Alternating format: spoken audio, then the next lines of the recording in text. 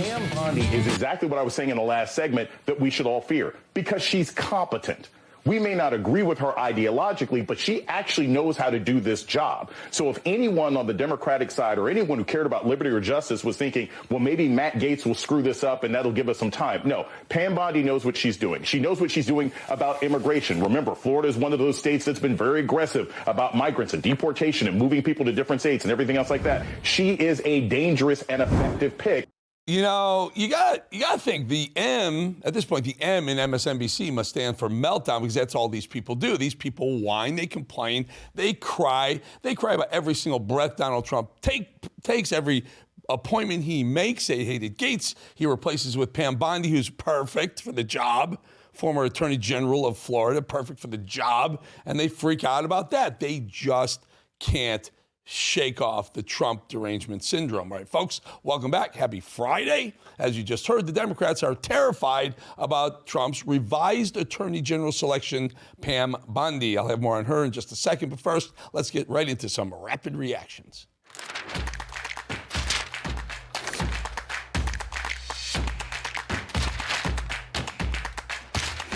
Well, MSNBC has become a staple in this segment. It's been an absolute joy, joy, see what I did there, to react to their daily post-election overreaction. Let's start off with a moment of silence for poor Rachel Maddow, who today mourns the loss of a nice chunk of her precious inflated salary. Unfortunately, they didn't fire her yet, but she has officially been taking a pay cut from her $30 million a year. $30 million a year, folks.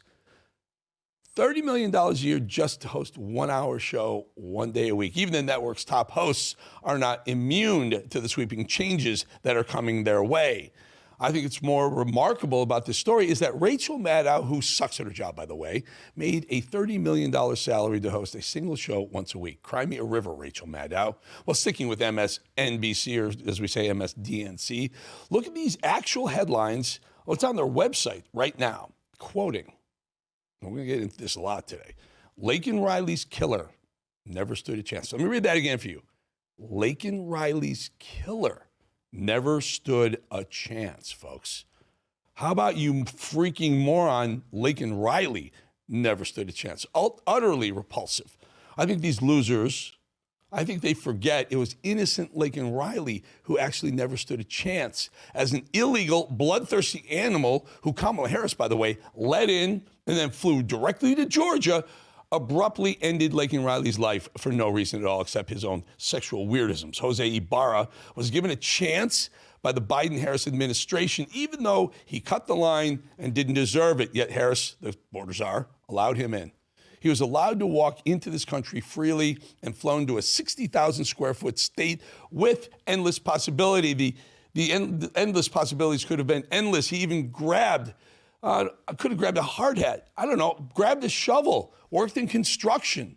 He should have waited tables or cleaned cars. He could have easily, seamlessly assimilated into the working class of our society without anyone ever questioning who he was or why he was here. Again, as Trump says, not all illegals are animals. There are some that truly come here for a better life. By no means am I advocating for illegal immigration. I'm simply pointing this out, that some of these illegals do come here and get to work to provide for their families. They got to go home. I have actually ideas on how to integrate the illegals, the 20, 25 million illegals over the years, integrate them into our society. And I'll talk about that one day very soon.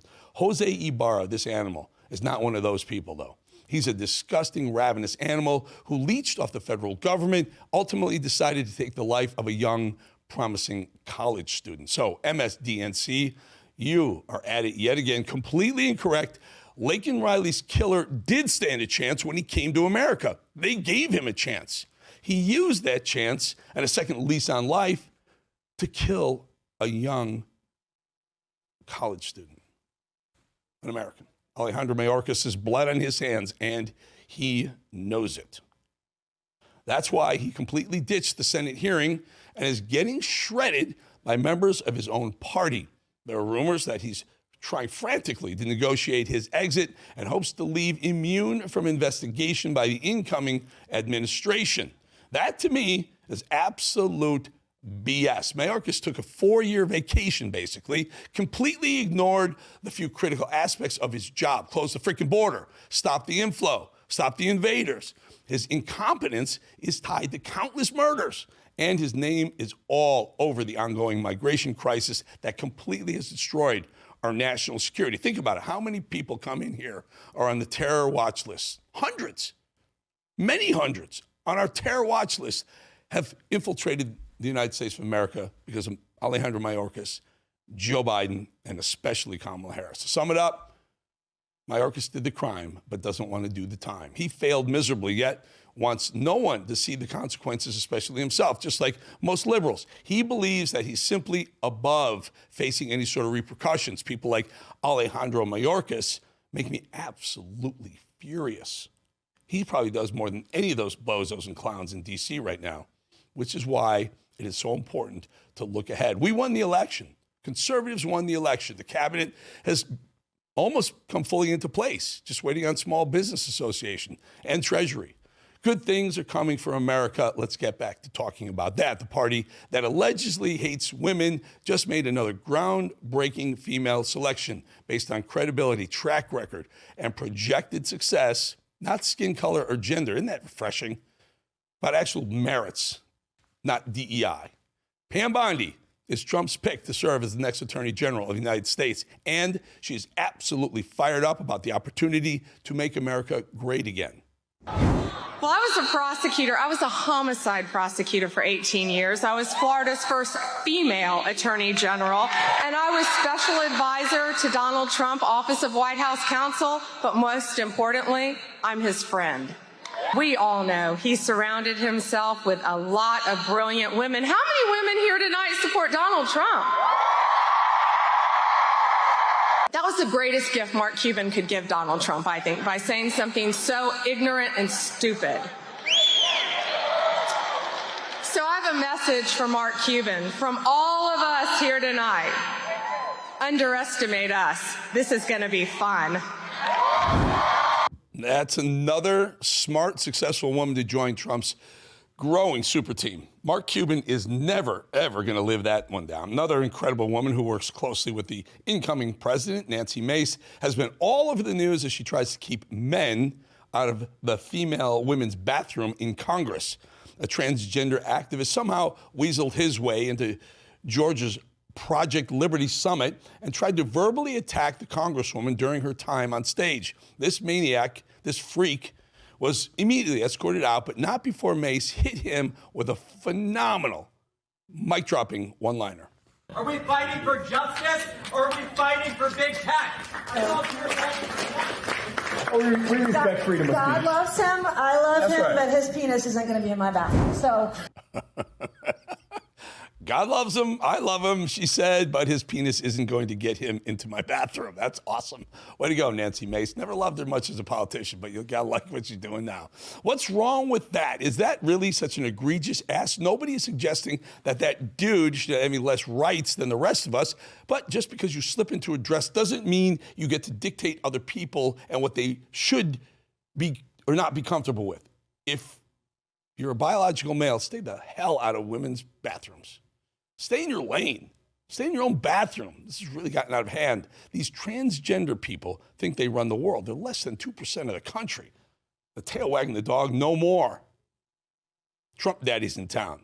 They really believe that the rest of us, hardworking, tax-paying Americans, deserve so much less than them just because they decided to be weird. By the way, weird. Can we just talk about weird for a second? Can I just have a minute here to talk about weird? Do you remember when the Tim Walz, the vice presidential nominee picked by Kamala Harris, called conservatives weird? That was probably the reason why he was picked to be the VP.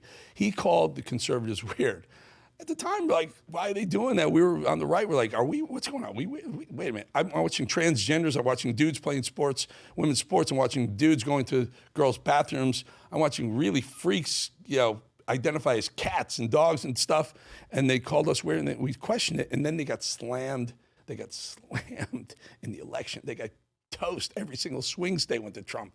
The popular vote went to Trump, which is highly unlikely given the math and given the demographics of the country. Trump crushed their ideals.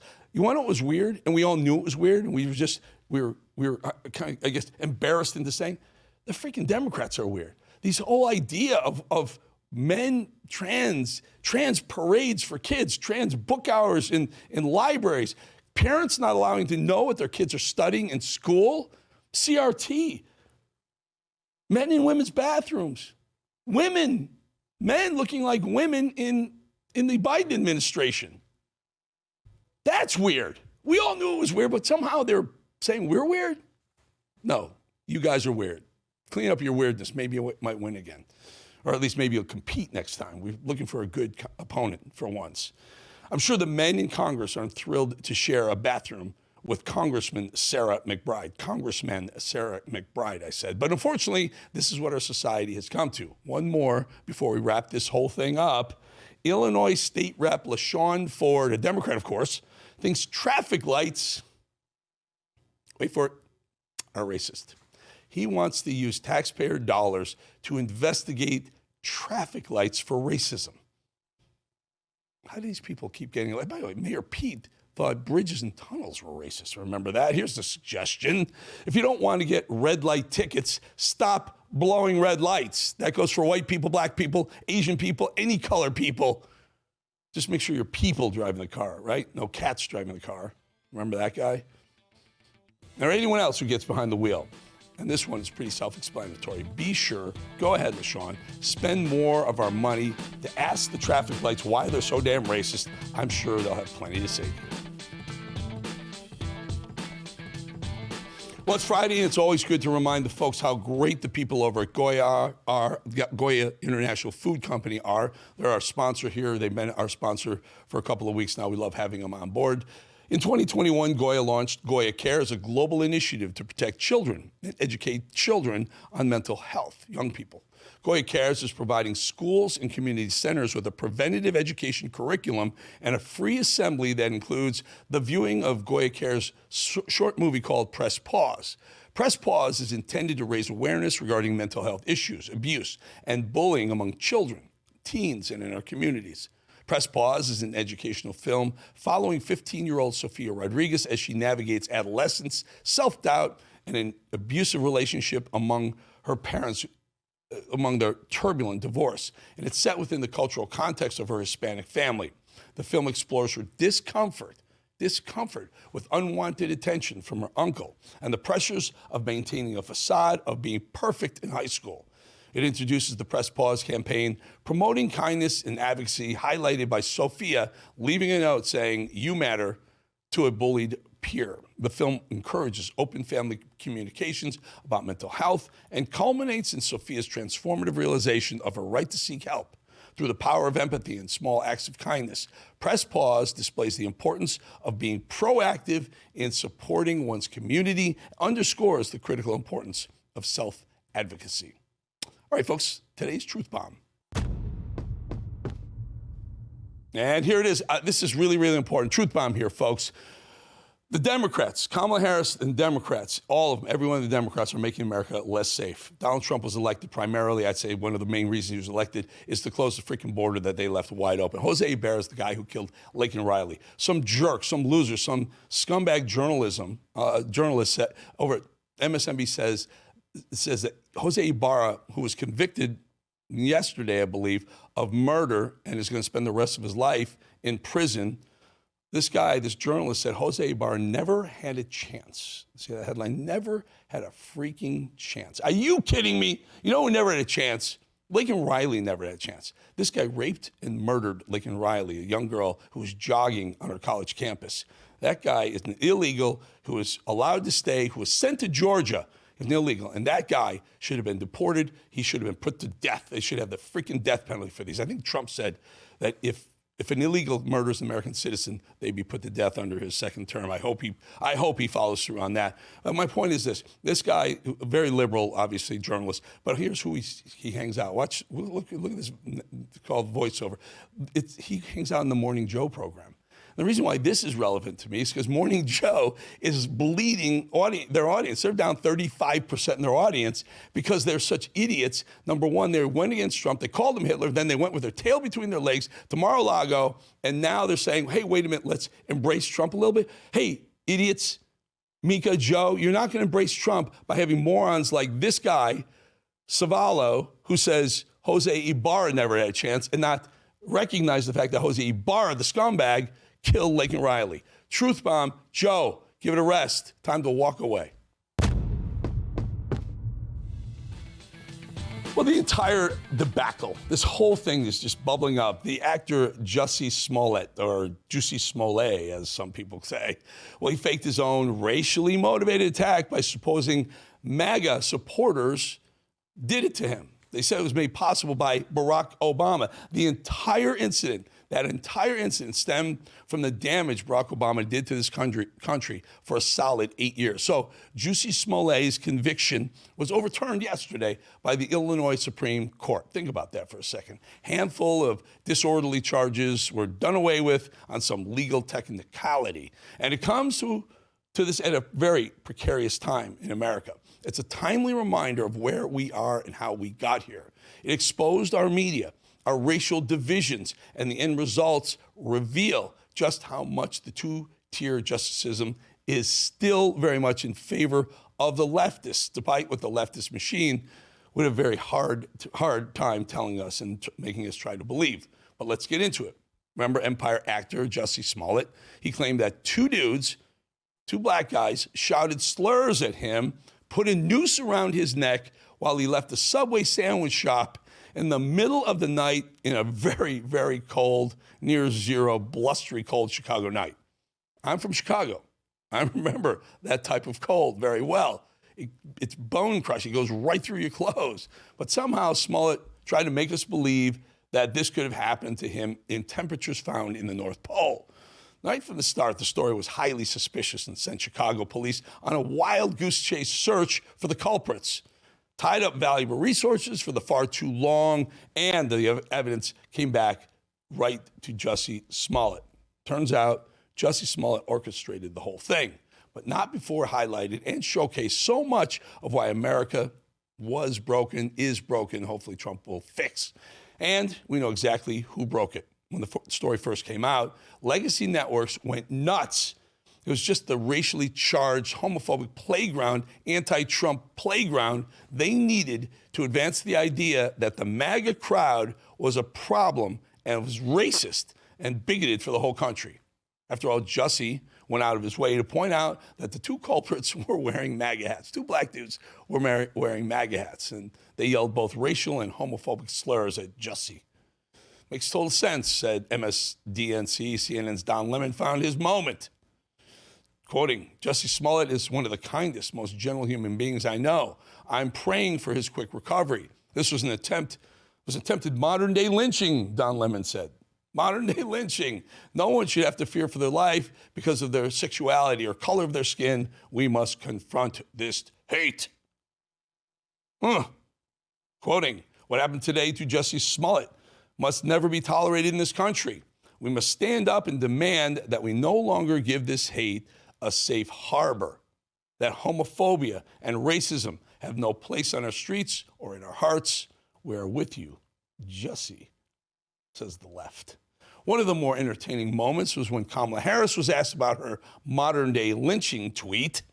We should have seen it then, although I'm pretty sure we actually did, but watch. Which tweet? What tweet? About saying that it is a modern day lynching that. Sorry. Yes, Jussie Smollett. Okay, so I will say this about that case. I think that the facts are still unfolding, and I'm very concerned about, obviously. Oopsies, but now in a tweet deleted from her now deleted Twitter account, MSDNC's Joyless Joy Reid said, quote, nooses never really disappeared as messages of a very special kind, specific kind of terror, but every time they're used, my God, it's chilling. Praying for Jussie's full recovery and all of us Oh, yes, Joy Reid had a field day with the story until it was revealed that it was just a hoax, and the original verdict was reached. But Joy wasn't alone in that. MSNBC and CNN really milked that story for the days and weeks to come before it was revealed that it was actually a hoax. And you could add this story into the mixes of reasons why faith in our media and our legacy media has crumbled the most in the last decade. They ran with it. They ran with something that they didn't know, and you were supposed to trust them. And guess what? They lie.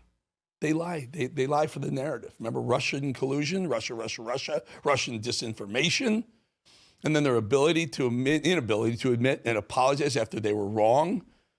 Well, it's been the death knell for a condescending, propagandist, leftist media machine. Bad things happen every day in America, but the details of this story were ridiculously hard to believe from the get-go, from the day Jussie Smollett told it. Who beats up a guy without really hurting him? He had no bruises. Who thinks Chicago is MAGA country? Who thinks there were two guys at 2 o'clock in the morning just happened to be walking around, roaming the streets of Chicago with a noose and a bottle of bleach in the dead of winter, hoping to run into a black guy so they can gently drape the noose around his neck and run away without so much as taking his cell phone? Let alone the fact that Jussie Smollett ended up at home with his Subway sandwich intact. Unbelievable. Smollett is an exceptionally dumb guy who overloaded the fake attack with implausible details. And the everything is a racial emergency media loved it. They ate it up. They ran with it. A couple of years back, I spoke to the two brothers Smollett hired to carry out the fake attack. And watching and hearing them tell the story in great detail was actually shocking.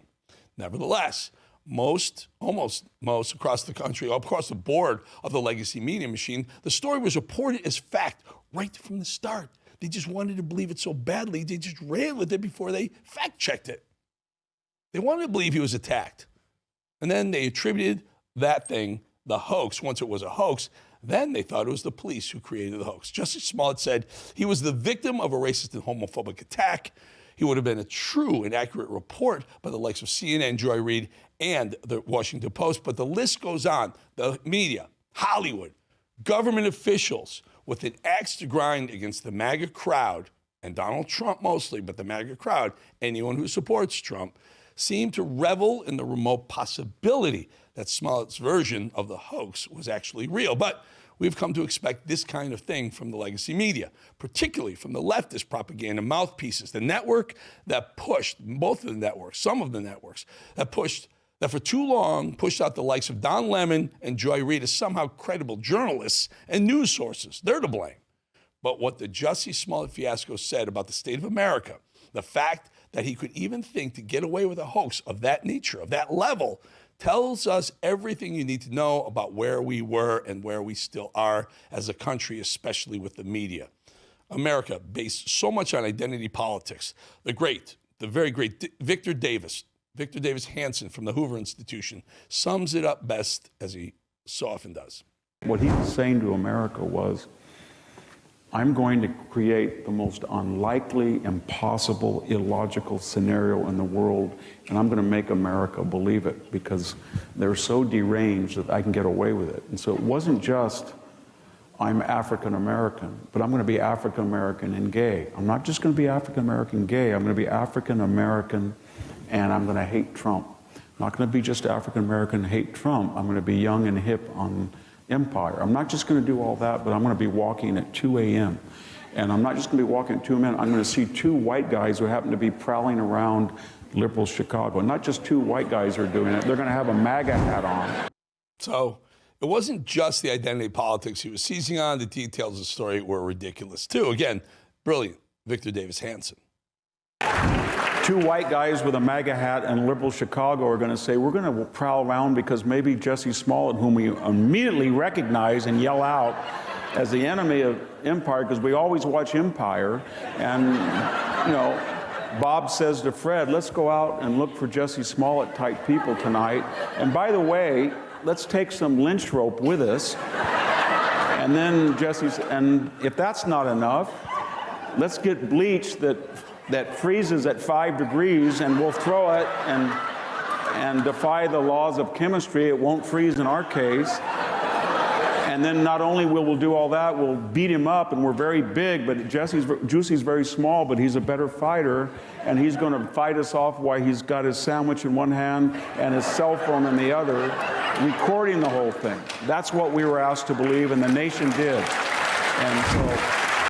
The story was absurd, and to many of us, it was clear from the very start, but the seismic shift towards identity politics that even made such a thing even remotely believable, not so many, is something we can talk about and we can thank one person for, one Barack Obama. Obama started playing identity politics in 2008 in his hatred towards conservatives, towards police, and towards anyone who didn't think like him as soon as President Trump descended down that tower, Trump Tower, in 2015, that escalator. The leftist machine spearheaded by their proverbial king, Barack Obama, took politics in a completely new direction not seen in years. The left and the right coming at each other has always been the name of the game in democracy, but these attacks were vicious and different. Trump and MAGA were called racists, bigots. All the comments taken out of context at every single turn to suit that narrative. We've obviously seen that continue. And yet we saw yet again, as Obama scolded a group of black men for not voting for Kamala Harris, not just condescending, but a clear-cut example of Obama's identity politics at play. Right now, neoliberalism and leftist progressives continue to brainstorm over what to do now that Kamala Harris has lost badly, when all they need to do is drop the identity politics and actually focus on policy. Or, get this, on merit instead of gender or race. Merit works, folks. It's worked for 450 years. Jussie Smollett tried his very best to incite a race war inside our country.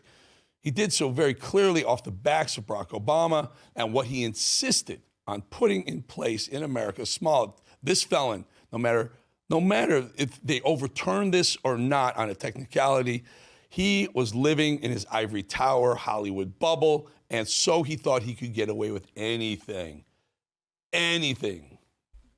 because he's rich and he's famous. And what's worse for America, that even though he wasted countless days and weeks of crucial resources and money in Chicago on those cops looking for those bad guys, all BS, by the way, there's no justice served. Clearly, there are two different sets of rules in this country. You know why? Jussie Smollett served 6 days. 6 days in some lockup. 6 days for all that. There are no rules in this country. The same ones that allowed the likes of Alec Baldwin to get away with shooting and killing an innocent woman on the set of his movies. These are the same people. The set of rules for us deplorable garbage Americans who support MAGA, we have a completely different set of rules for us. And quite another for the liberal elite, happily facilitating by George Soros-funded and Obama-appointed DAs and prosecutors. They got one set for them. They get away with everything. Us, open your mouth, say something wrong, you're going to jail. The facts are the facts, and the facts remain. Jussie Smollett is still a piece of garbage. He still lied. He still defamed and damaged MAGA and the entire movement. And just because he got off on this technicality, it doesn't mean that he's not who Joe Biden claims all of us voters to be. All righty, folks, what a freaking crazy week, right? All these appointments, stepping down Gates, adding Pam Bondi, all the other appointments. It's been wild. Expect it to go another couple of weeks while these choices come up. They're going to ramp up their hit pieces now that they got Matt Gaetz out of the way, the media. They're going to go after, my guess is they're going to go after Pete Hegseth. That's what they do. Knock one down, see if they can get another one. I don't think it's going to happen. I'll stand by the fact that any of these folks that Trump puts up gets to the Senate hearing for confirmation. They'll get through, because I know senators like every other freaking politician in D.C., when they get elected, all they care about is getting reelected. They start their reelection campaign, which is 6 years down the road. They start the minute they're elected, meaning they got nowhere else to go. They love that job. It's a cush job. They make a lot of money. They got a lot of power. They're not going to risk over the thought of character their own jobs. And by the way, if you're a Republican senator right now and you vote against one of Trump's picks, good luck to you. Good luck to you getting reelected. Because if you're going to try and get reelected in the 4 years that Trump is president, you're going down. I guarantee guarantee it. I'll bet 1,000,000% you're going down. And the other two years, 6 years down, 5 and 6, those people were just elected now, and those people were elected because of Trump. So we wish you luck. I wouldn't vote against any of Trump's picks, folks, for that reason. Anyway, and another busy week. I want to follow up on one of the more unique stories we hit just a few days ago. Remember this freak show of an advertisement from Jaguar cars? They decided to take the Bud Light route, the PR destruction, and instead of showing sports cars that they build, beautiful sports cars, they did an entire marketing campaign about weirdly dressed multiracial lunatics in a vibrant lit room. Look at that. That's a Jaguar ad. Where's the car? Right, where is it? You see it? I see the logo. Okay, got you.